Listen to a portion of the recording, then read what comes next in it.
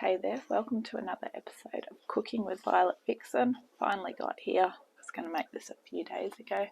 Today, making banana cake with cream cheese frosting. There's quite a bit in it, but don't get scared because it's one of these cakes where you just chuck it all in and into the oven and then away she goes. So, grab all these ingredients and let's go. So we want the oven on 180. You can do it on 160 if it's fan forced. I'm going to do mine on 160 because I don't want burnt cake. If it needs longer, well, so be it. It is going to cook for an hour, which is can take a while, and I've got to go to work today. I'm going to do this one in a round one. I don't normally do a round cake, but I'm just going to do it in a round cake. So let's go. One of the good things about me doing this in a round cake today, actually, cake tin, is I've got one of these where the base lifts out, so they make things easier. So the bananas have been in the freezer, so what I'm going to do is put them in the microwave just to soften them slightly, maybe about 30 seconds or something. So according to my recipe, it's telling me to get it all into a food processor. Now my food processor is very small and I don't use it for doing a lot of things really. Maybe one day I'll buy a new bigger one, but for now I'm just going to put it all in the electric mixer. So because in that case it's going to take a lot longer, I'm going to try and help things along by chopping things up. Obviously food processor does all that for you, but as I said, it won't all go in one bowl, so there's no point in me trying. So I'm going to just chop everything up. So 125 grams of butter. We also need 1.5 cups of caster sugar. We'll see what these bananas are looking like because, as I said, they were in the freezer. Okay, so they've actually softened now, which is good. So I'm just going to break those up with my fingers like that. Okay, so I'm going to get that electric mixer down and get that set up so we can chuck them straight in. Perfect, look at that, 2 bananas, piece of cake, literally. Okay, so into this mixing bowl is going to go butter, sugar, banana, eggs and vanilla. So what I'll do is, so that it can start and mix, I'll get this butter in. This is probably going to get a little bit loud for talking over, so I'll just get it started in a moment. And I'm going to put the banana in. Then that way I can start and measure out the sugar while it's doing its thing. Alright, put that onto a low speed just to get started.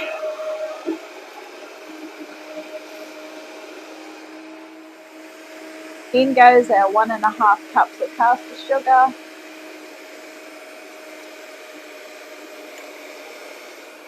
We're going to get 2 eggs in as well. 2 eggs. 1 teaspoon of vanilla as well.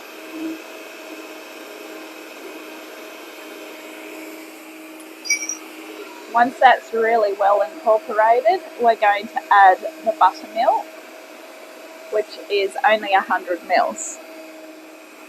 100 mils of buttermilk. In it goes. Alright, once that's all mixed up, we're ready to cook.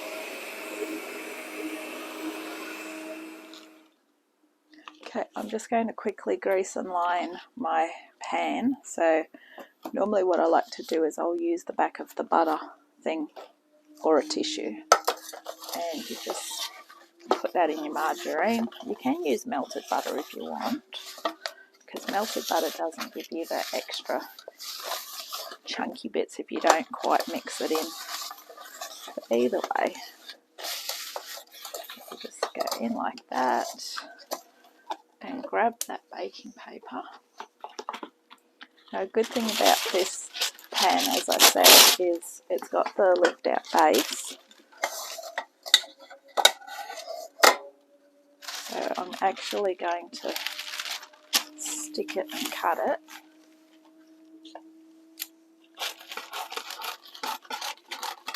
Because I want this to come out pretty quick so that I can frost it before I go to work.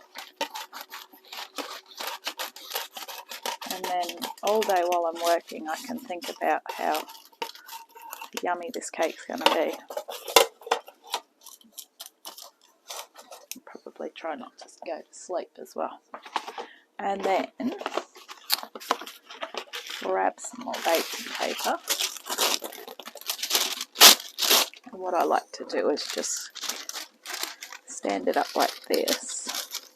And it doesn't matter if it's too tall, because all I'll actually do with this, as you may or may not know, I don't normally use round cake pans.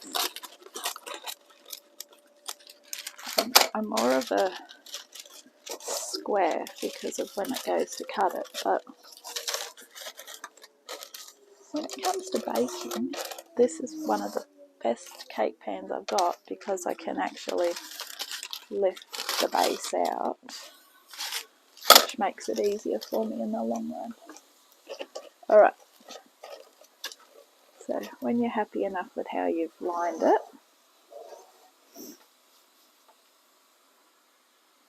we're still adding to that cake. Alright, let's clean up what we've got here and put this cake pan out of the way. 1.5 cups of self-raising flour. It doesn't say to sift it, but most of the times you do sift flour, so I'm just going to do that.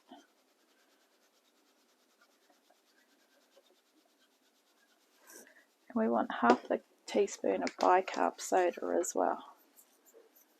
Oh, there it is. I was going to say I knew I had it somewhere.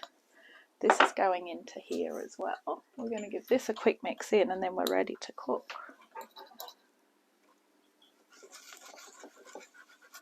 Okay. Perfect. So get the mixer going again slowly and just start adding this in as you go. Grab a spoon.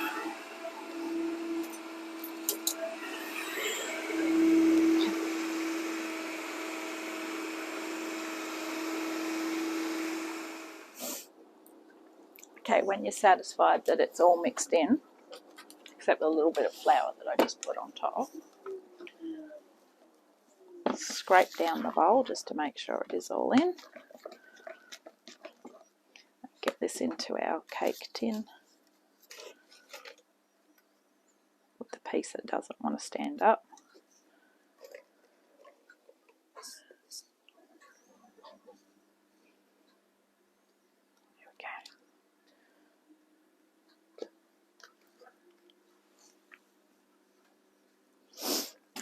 Look at that. Okay, so this is going to cook for 1 hour. I'm probably just going to try and give it 50 minutes and see how it looks, because I'm doing mine on 160. Should be 180 for 1 hour, but those that have been watching the show know my oven does have a mind of its own, and I tend to give it less time to give it more if I need to, rather than burn it. So, alright, we're going to be back in 50 minutes. I've taken it out of the oven early because I could smell it burning, as you can see on top. And I've stabbed it a couple of times and it appears to be done. So this is why it's good to put it on a tray. There's water, which is probably just because the banana was frozen. So what I need to do now is to get it to cool as quick as I can so that I can frost it. I'm going to get it onto a cake rack. And the quickest way to do that is going to be to remove it from the hot tray. Get rid of that.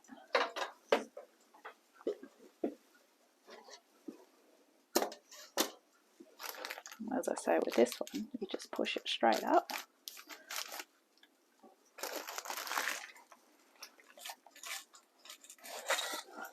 Slide that through. Put that down there. then peel that off. It looks done. I might find out that it's not once I start to cut it, but it looks pretty done. Alright, we're going to let it cool for a while and then we're going to frost it. Okay, so we're going to start and make the frosting, which is with our mixer again, or if you used a food processor for our mixer for the first time. Everything should be at room temperature now, which at least it's a bit warmer day than yesterday. So we've got our 125 grams of cream cheese, 50 grams of unsalted butter, 1.5 teaspoons of buttermilk, and our last ingredient is our 1.5 cups of icing sugar. So put that on to mix. And we'll be back. So when I turned it upside down to sort of pull the plate off it and put it on the serving plate, it looked like it wasn't cooked on the bottom, but you've got to realise banana will always be a squishy thing, so it's just the banana. So once all that's mixed, spread that on the top.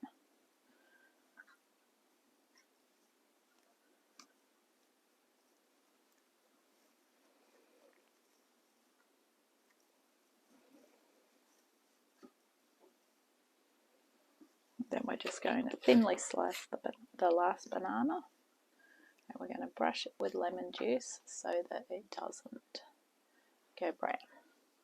This time I'm using a fresh banana for this part. But banana cake's always a great way to use up those overripe bananas that you put in the freezer. Fairly easy to make. It's just a matter of putting everything in something and cooking it. Keep an eye on it though, because obviously this one did burn just a little bit. This is why I always cook it on a lower time and also lower temperature and less time, I should say.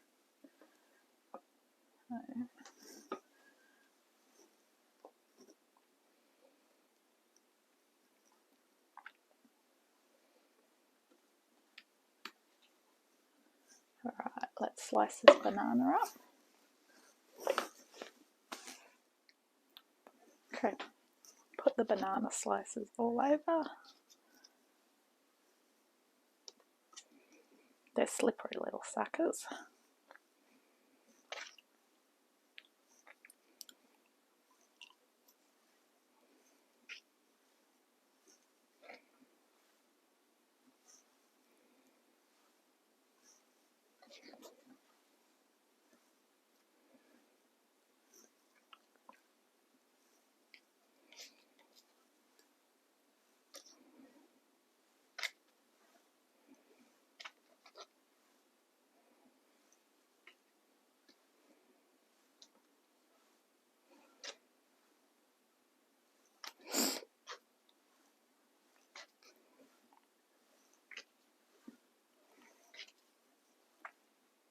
Okay, and then just get a brush,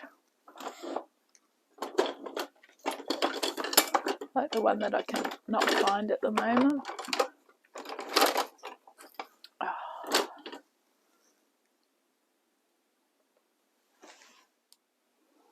Best way is to just squirt the lemon juice onto the brush